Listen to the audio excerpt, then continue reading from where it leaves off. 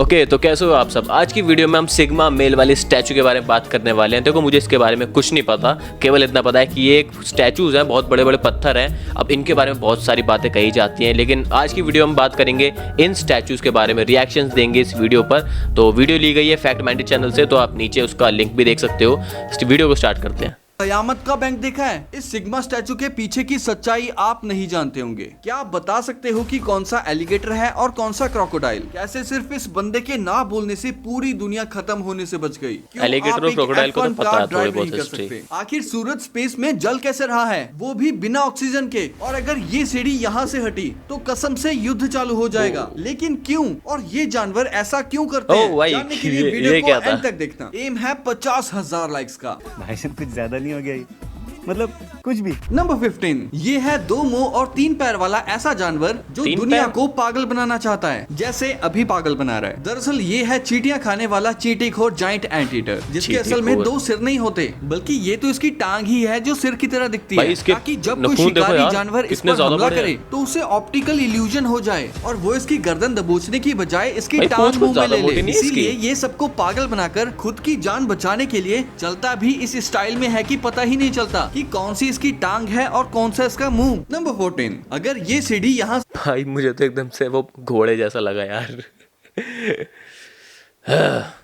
से हटी तो दंगे हो जाएंगे कसम से। ये है चर्च ऑफ द होली सेपल्कर, और क्रिश्चियंस का मानना है कि जीसस को यहीं पे क्रूज पे चढ़ाया गया था, और इसी की वजह से कई सारे ग्रुप आज तक लड़ते आए हैं कि ये बिल्डिंग यानी चर्च है किसकी। पर 160 साल पहले 6 क्रिश्चियन ग्रुप्स ने आपस में एग्रीमेंट साइन किया, जिससे कि बिल्डिंग की ओनरशिप इन 6 ग्रुप्स में शेयर हो गई। और उस एग्रीमेंट में ये लिखा हुआ था कि जब तक ये 6 ग्रुप एक साथ राजी नहीं होंगे तब तक इस चर्च में कुछ भी चेंज नहीं होगा। पर दिक्कत ही यही है कि ये 6 ग्रुप्स कभी एक साथ एक चीज पे राजी ही नहीं होते, और इसलिए जब 2002 में एक मॉक ने एक कुर्सी थोड़ी सी इधर से उधर क्या कर दी, इनके बीच तो मैटर हो गया, क्योंकि ये चीज तो इन 6 ने अप्रूव ही नहीं की थी, और 12 मॉक इसी मैटर की वजह से हॉस्पिटल में पहुंच गए। और अब कुर्सी हटाने के ऊपर बवाल हो रहे हैं भाई। कुर्सी सबसे डेंजर चीज है भाई। कुर्सी के ऊपर इलेक्शंस होते हैं, कुर्सी के ऊपर ही सारे युद्ध होते हैं भाई। कुर्सी बहुत ही बुरी चीज है। ये सीडी एग्रीमेंट साइन होने के पहले से यहाँ रखी है, और जब तक ये 6 ग्रुप अलाउ नहीं करते, कोई हिला के तो दिखा दे इसको। नंबर 13, इस मछली को दुनिया की सबसे बदसूरत मछली कहा जाता है। दरअसल इस मछली का नाम है ब्लॉबफिश। इस मछली को 2013 में दुनिया की सबसे बदसूरत मछली का खिताब दिया गया था, मगर इस ऐसा मत करो यार। मछलियों की फैट शेमिंग हो रही है। मछली के इतना बदसूरत होने का कारण हम इंसान ही हैं। लेकिन वो कैसे? एक्चुअली ये मछली बदसूरत नहीं होती, क्योंकि ब्लॉबफिश एक डीप सी क्रिएचर है जो समुद्र में 9200 फीट की गहराई में पाई जाती है, जहाँ पर ये बिल्कुल नॉर्मल मछली की तरह ही दिखती है। मगर जैसे ही इंसान इसे जमीन पर लेकर आते हैं तो इसकी मसल्स फैल जाती हैं, और ये ऐसी बदसूरत भाई बिल्कुल उसकी तरह। वो डीप सी क्रिएचर्स नहीं थे, वो नीचे रहते हैं तो बिल्कुल ठीक रहते हैं, ऊपर आते हैं तो उनकी सेहत बिगड़ जाती है। अब भाई जो जानवर जहाँ पर रहने के लिए बना है तो उसको तो वहाँ पर से अगर बाहर निकालोगे तो दिक्कत तो होगी। समझ गया भाई मैं इसका। लगती है। नंबर 12, ये है दुनिया का सबसे खतरनाक चाकू, जिसे अगर किसी के अंदर घुसेड़ दिया तो उसके चिथड़े ही उड़ा देगा। दरअसल इसे वास्प इंजेक्टर नाइफ कहते हैं, जिसे डाइवर्स के लिए बनाया गया है, ताकि अगर बाई चांस शार्क उन पर हमला कर दे तो इस चाकू को घुसेड़ कर वो उसकी चीखें निकलवा दे और शार्क हमला ना करे। इसीलिए इसकी भाई शार्क के हमले से थोड़ी बच जाओगे तुम।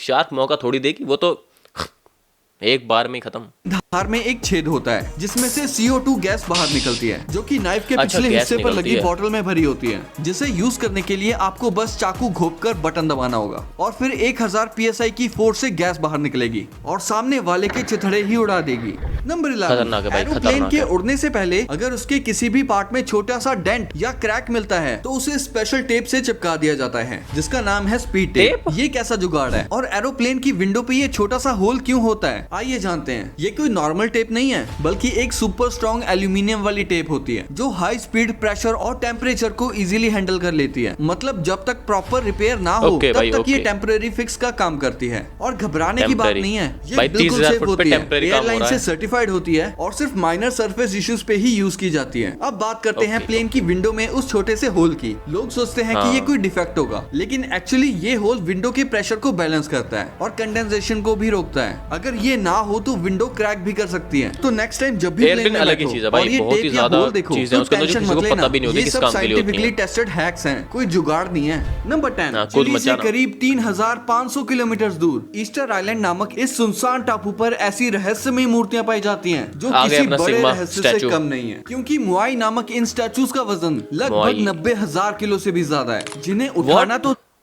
भाई 90,000 किलो कितना ज्यादा भाई, मैं तो इमेजिन भी नहीं कर पा रहा भाई। 90,000 किलो बहुत ज्यादा होता है यार, बहुत ज्यादा। दूर की बात, इन्हें घसीटने में ही 500 से ज्यादा लोगों की जरूरत पड़ेगी। साथ ही मुझे ये तो नहीं लगता पत्थर भाई 500 इतने लोग भी खींच मजबूत हैं पाएंगे। कि एक रिसर्चर को सिर्फ इसका एक हिस्सा तोड़ने में ही 3 दिन लग गए थे। तो सवाल ये है कि इतने साल पहले इन्हें कैसे काटा गया होगा। बनाया कैसे था रिसर्च भाई करने इन्हें? के बाद एक स्टैचू पहाड़ के नीचे मिला, जिससे ये बात तो साबित हो गई कि इन स्टैचूज को पहाड़ से काट कर बनाया गया था। अंदाजा लगाया जाता है कि सिर्फ एक स्टैचू को बनाने में 12 लोगों को 1 साल लग गया होगा। पर सवाल ये है कि 14 हाथियों जितने वजनी इन स्टैचूज को आइलैंड के हर कोने में कैसे पहुंचाया गया होगा। कुछ रिसर्च करने के बाद पता चला कि इन स्टैचूज को ऐसे रस्सियों से खींचकर उन्हें आइलैंड के हर कोने में पहुंचाया जाता था। लेकिन वो लोग थे कौन और इन मूर्तियों को बनाने का उनका क्या पर्पस था, ये चीज आज तक एक रहस्य बनी हुई है। नंबर 7, इसलिए आप एक F1 कार ड्राइव नहीं कर सकते, क्योंकि F1 कार का रिएक्शन टाइम एक नॉर्मल इंसान से 3 गुना ज्यादा तेज होता है, लगभग 200 मिलीसेकंड। इतना तेज कि वो 300 किलोमीटर पर आवर की स्पीड पर भी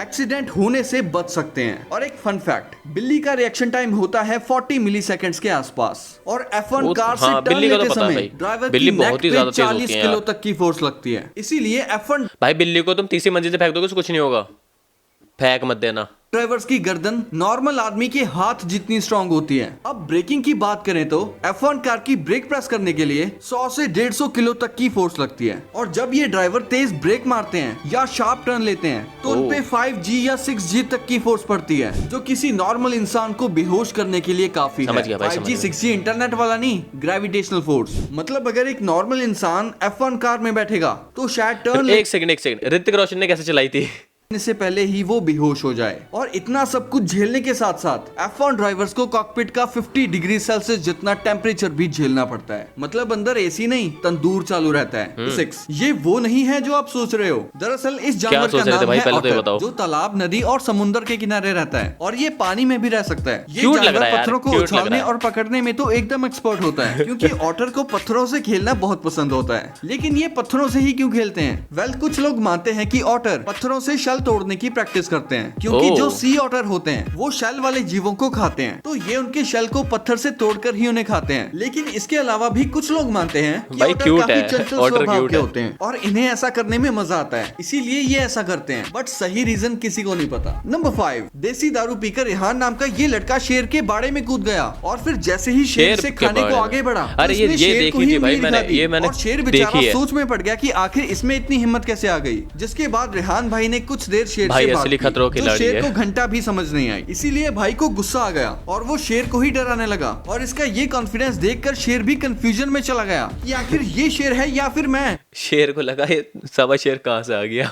एनीवेज लास्ट में शेर इसकी बोटियां नोचता उससे पहले ही जू ऑफिशियल्स ने रेहान भाई को सही सलामत बाहर निकाल लिया। नंबर 4, अगर आज आप जिंदा हो तो सिर्फ इस आदमी की वजह से। भाई सुन के शॉक लगेगा, लेकिन 27 अक्टूबर 1962 को दुनिया बस एक न्यूक्लियर वॉर से एक बटन दूर थी। क्यूबन मिसाइल क्राइसिस चल रही थी। तभी यूएस नेवी को एक अननोन सबमरीन दिखी जो समुद्र के काफी अंदर थी, और जब पता लगाया गया तो ये सबमरीन सोवियत यूनियन की निकली। और भाई वो सबमरीन लबालब भरी हुई थी न्यूक्लियर वेपन से। नाम था B-59। अब यूएस नेवी ने उस सबमरीन को पानी के सरफेस पे बुलाने के लिए 2-4 छोटे मोटे धमाके किए, पर इसका तो उल्टा ही असर हो गया, क्योंकि वो सबमरीन पानी के इतनी अंदर थी कि जो लोग सबमरीन में थे उनका कोई कनेक्शन बाहर से हो ही नहीं पा रहा था, जिससे वो पता लगा पाए कि जो बम फोड़े गए हैं ये उन पे अटैक किया गया है या हमको ऊपर बुलाकर बातचीत करने के लिए फोड़े गए हैं। उस सबमरीन में एक न्यूक्लियर टॉर्पीडो था, जिसे लॉन्च करने के लिए इन 3 लोगों की परमिशन चाहिए थी जो सबमरीन में थे। अगर ये तीनों एग्री कर जाते, न्यूक्लियर अटैक करके जवाब देने के लिए, तो भाई खत्म था सब कुछ। कैप्टन और पॉलिटिकल ऑफिसर दोनों हाँ कह चुके थे, लेकिन तीसरा आदमी जिसका नाम था वसीली आर्किपोव, उसने मना कर दिया। उसने बोला भाई समझदार ये सिर्फ एक वार्निंग हो, जब तक कंफर्मेशन नहीं मिलता भाई न्यूक्लियर बॉम्ब है कोई, और भाई आलू बम थोड़ी जैसे फोड़ दोगे। कहने की वजह से न्यूक्लियर वॉर टल गई। सोचो अगर वसीली हाँ कह देता तो यूएस पे अटैक होता और उसके बाद वर्ल्ड वॉर 3 यूएस नहीं छोड़ता भाई। लेकिन एक आदमी का पेशेंस, उसका डिसीजन पूरी दुनिया को बचा गया। पेशेंस बहुत जरूरी है। वसीली आर्किपोव, वो अनसंग हीरो जिसके डिसीजन ने करोड़ों लोगों की जिंदगी बचा ली। नंबर 3, क्या आप बता सकते हो कि ये एलिगेटर है या क्रोकोडाइल? हाँ, गोली मार दी उसने। अब बताओ भाई कौन मरा, एलिगेटर या क्रोकोडाइल? नहीं पता तो बेफिक्र रहो, आज समझा ही देता हूँ। इनकी सबसे बड़ी पहचान होती है नाक की शेप। एलिगेटर का स्नोट चौड़ा होता है और यू शेप में होता है, वहीं क्रोकोडाइल का स्नोट पतला होता है वी शेप में। और एलिगेटर का ऊपर का जबड़ा चौड़ा होने की वजह से जब वो अपना मुंह बंद करता है तो उसके नीचे वाले दांत ढक जाते हैं और सिर्फ ऊपर वाले नजर आते हैं। लेकिन क्रोकोडाइल का जबड़ा ऊपर और नीचे का बराबर होता है, इसीलिए मुंह बंद करने पर ऊपर वाले और नीचे वाले दोनों दांत साफ दिखते हैं। नंबर 2, ये है कयामत का बैंक, जो शायद कयामत के दिन ही खुलेगा। नॉर्वे के एक ठंडे और सुनसान आइलैंड पे एक वॉल्ट बना हुआ है, नाम है स्वेलबर्ड ग्लोबल सीड वॉल्ट। और भाई इसके अंदर जाते ही मिलता है एक हैवी सिक्योर गेट, जिसके पीछे रखे हैं हजारों स्टील के डब्बे। अब सोचो उनमें क्या होगा, सोना चांदी हीरे मोती? ऐसा कुछ भी नहीं, इनमें रखे हैं दुनिया भर की हर इंपॉर्टेंट फसल के बीज, गेहूं, दाल, चावल, छोले, मक्का, सब कुछ। हर कंट्री ने अपने बीज यहाँ भेज रखे हैं और रीजन भी सॉलिड है। अगर कभी फ्यूचर में ऐसा कुछ हो गया जैसे वर्ल्ड वॉर, भूकंप, क्लाइमेट कोलैप्स या एस्ट्रॉइड टकरा गया और दुनिया की पूरी मतलब अगर सारी चीजें रिसोर्सेज खत्म हो जाते तो यहाँ से मंगवा लिए जाएंगे। जा सके, इसीलिए इसे बोलते हैं डूम्सडे वॉल्ट, यानी कि कयामत का बैंक। अब सोच के देखो, अगर किसी ने इस बैंक को ही लूट लिया तो सब के सब चोर हैं साले। तो वीडियो कैसी लगी नीचे कमेंट में जरूर बताना, और आगे किस वीडियो पर हमें रिएक्शन देना है। बहुत ही ज्यादा अमेजिंग वीडियोस लाइन में है, बस आपको थोड़ा सा वेट करने की देर है। तो बने रहिए अगली वीडियो के लिए।